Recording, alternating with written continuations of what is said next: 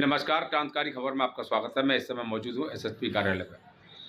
आज आपको ऐसी खबर से रूबरू कराते हैं, आपके रोंगटे खड़े हो जाएंगे। आपको बता दें, एक अधिवक्ता जिन्होंने काफ़ी वर्ष पहले असदपुर कायमपुर में ज़मीन खरीदी थी, उसी के चलते आज भूमाफियों के द्वारा उस ज़मीन पर ज़बरदस्ती कब्जा किया जा रहा है, जिससे एक अधिवक्ता होने के नाते पुलिस उनकी किसी भी तरह की कोई कार्रवाई नहीं कर रही है। अधिकारी तो कार्रवाई करते हैं, लेकिन निम्न स्तर के जो अधिकारी हैं वो कार्रवाई नहीं कर रहे हैं, जैसा कि अभी अधिवक्ता ने हमें बताया।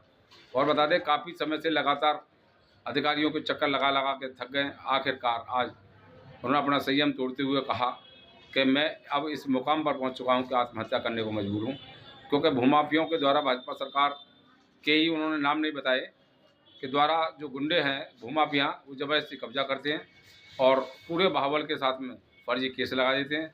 कई बार 144 धारा में पाबंद कर दिया गया, लेकिन उसके बाद भी किसी भी तरह की कोई कार्रवाई नहीं हो पा रही है।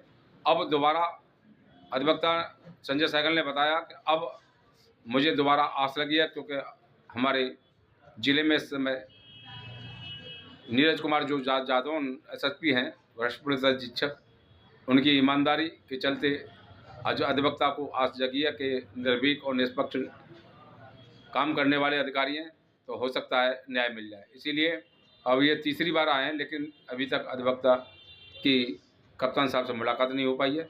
लेकिन अगले दिन उन्होंने फिर बताया कि मुलाकात करूंगा और मुझे पूरी आशा है न्याय मिलेगी।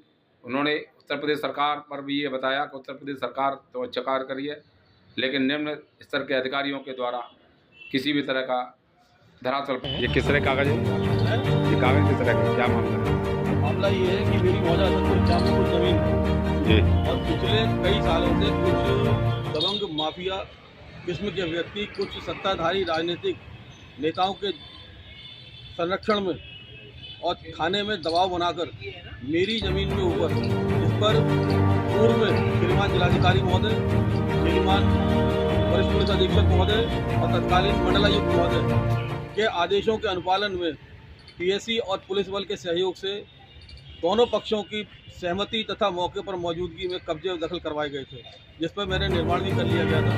लेकिन दबंग माफिया आज जब भी मैं निर्माण करने जाता हूँ तो व्यवधान करते हैं और मेरे सामान को, निर्माण सामग्री को दबंगई से वहाँ से उठा के ले जाते हैं। मैं वहाँ पर शिकायतें करता रह जाता हूँ, मेरी वहाँ पर कोई सुनवाई नहीं होती। मैंने पूर्व में मंडलायुक्त महोदय को एक शिकायती प्रार्थना पत्र दिया था, जिस पर उन्होंने मेरे तमाम दस्तावेजी साक्ष्यों का अवलोकन करने के पश्चात श्रीमान वरिष्ठ पुलिस अधीक्षक महोदय को आदेश पारित किया था कि पूर्व में एसडीएम कोल द्वारा सीमांकन कर कब्जा करा दिया गया है। बाउंड्री वॉल बनवाने में पुलिस फोर्स की आवश्यकता है, लॉ एंड ऑर्डर के दृष्टिगत उपलब्ध करा दें। ये आदेश 9/4/2025 को पारित किया गया था।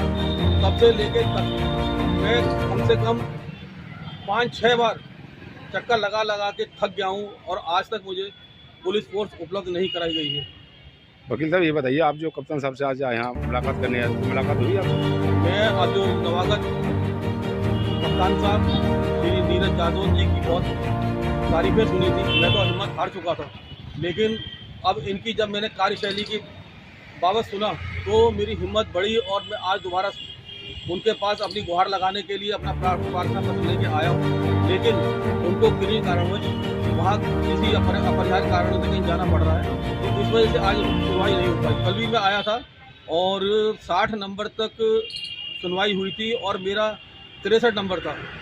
दुर्भाग्य से मेरे कल भी प्रार्थना पत्र नहीं सुना गया और उससे पहले भी मैं एक बार आ चुका हूँ, लेकिन दुर्भाग्यवश 2 दिन भी नहीं सुना जा चुका। 3-4 आज मेरा चौथा चक्कर है। लेकिन ये मेरा संयोग है कि साहब जो है कप्तान साहब किन्हीं कारणोंवश इस पर सुनवाई नहीं हो पा रही है, तो मुझे न्याय की बहुत उम्मीद है इनसे, इसीलिए हिम्मत करके इनके पास आया हूँ। अगर यहाँ से भी न्याय नहीं मिला, कभी कभी तो दिल करता है कि आत्महत्या कर लूँ।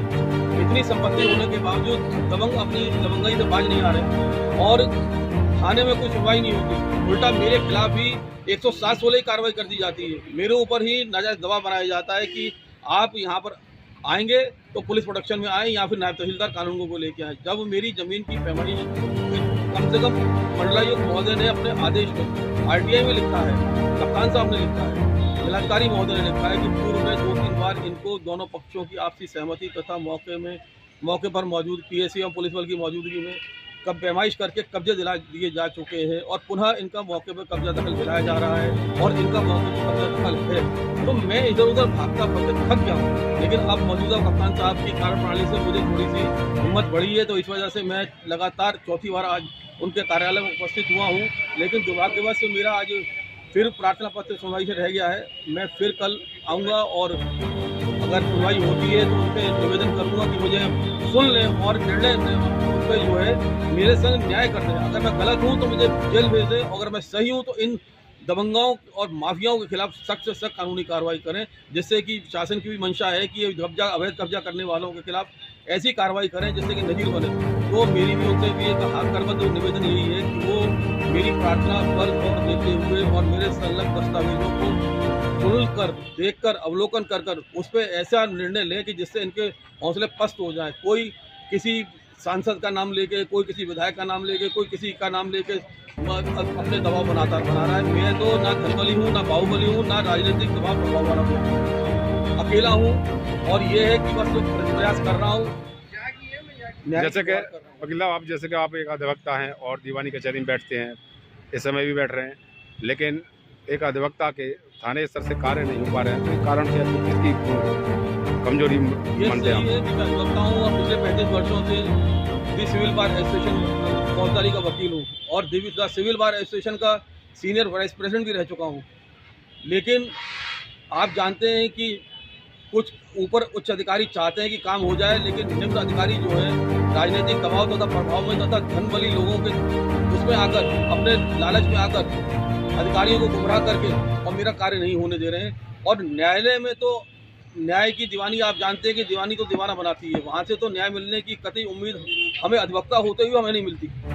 जैसे कि उत्तर प्रदेश के जो मुख्यमंत्री माननीय योगी जी कह रहे हैं कि भ्रष्टाचार को कराएंगे और कह रहे हैं कि जमीन से जो कब्जे हैं उन तुरंत कराएंगे, लेकिन फिर उसके बाद भी आप एक अधिवक्ता होने के नाते आपके जमीनों से कब्जे नहीं हो पा रहे, बाहुबलियों के द्वारा कब्जे किए जा रहे हैं, तो क्या कारण, किसकी कमजोरी है? कारण ये है कि माननीय मुख्यमंत्री महोदय की जो इच्छा है और उनकी जो कार्यशैली दबंगई वाली है, वो तो चाहते हैं और निष्पक्ष न्याय दिलवाना चाहते हैं आप जनता को, लेकिन निम्न अधिकारी थाने स्तर से और यहाँ कुछ और लोग वो उच्च अधिकारियों को गुमराह करके जो सही लोग हैं उनको उनके लिए गलत, मिथ्या, फर्जी, झूठी, मनगढ़ंत आख्या रिपोर्ट लगा के कुछ अधिकारियों को भ्रमित कर देते, वास्तविक तथ्यों से अवगत नहीं होने देते और वहाँ तक पहुँचने नहीं देते। क्या वो मौजूदा सरकार के लोगों के दबाव में जो आपके जो उस पर कब्जा करना चाहते, कौन लोग हैं? मौजूदा सरकार के ही तो लोग हैं जिनका मैं नाम नहीं लेना चाहता। एक सिटिंग विधायक है, उन्होंने तो पूर्व कप्तान साहब थे श्रीमान कलानिधि नैथानी साहब, उनके सामने मैंने अपनी गुहार लगाई थी, प्रार्थना पत्र किया था, तो उन्होंने सुनने के बाद में FIR दर्ज करने के आदेश पारित किए थे और जिन लोगों के खिलाफ FIR हुई थी उन लोगों को ही सिटिंग MLA ने मेरी ज़मीन पर कब्जा करवा दिया। मैं कहाँ जाऊँ, किससे न्याय की गुहार करूँ, मुझे समझ नहीं आ रहा है। अगर यही चलता रहा तो मैं अपने परिवार के साथ आत्महत्या करने के लिए मजबूर हो जाऊँगा। मुझे न्याय कहीं नहीं मिल रहा, भटक रहा हूँ। सर, आम जनता इस पर क्या विचार कर सकती है? जब मुझ जैसे आदमी को इतना, आप ये बताइए कि मैं 35 साल से कचहरी में प्रैक्टिस कर रहा हूँ, फौजदारी की वकालत कर रहा हूँ, दिल्ली बार से वरिष्ठ उपाध्यक्ष रह चुका हूँ, मुझे न्याय नहीं मिल पा रहा है और जो आम जनता के लिए मैं क्या कह सकता हूँ। हाँ, ये बात अलग है कि माननीय मुख्यमंत्री महोदय उच्च स्तर से प्रयास कर रहे हैं न्याय दिलवाने का, लेकिन थाने स्तर से निम्न स्तर के जो जाँच अधिकारी और विवेचक और ये कुछ अपना लोग ऐसे हैं जो विपक्षियों से मिल गए हैं और गलत और भ्रमित, फर्जी, मनगढ़ंत रिपोर्ट लगा के उच्च अधिकारियों को भ्रमित कर रहे हैं। इस वजह से मैं न्याय से वंचित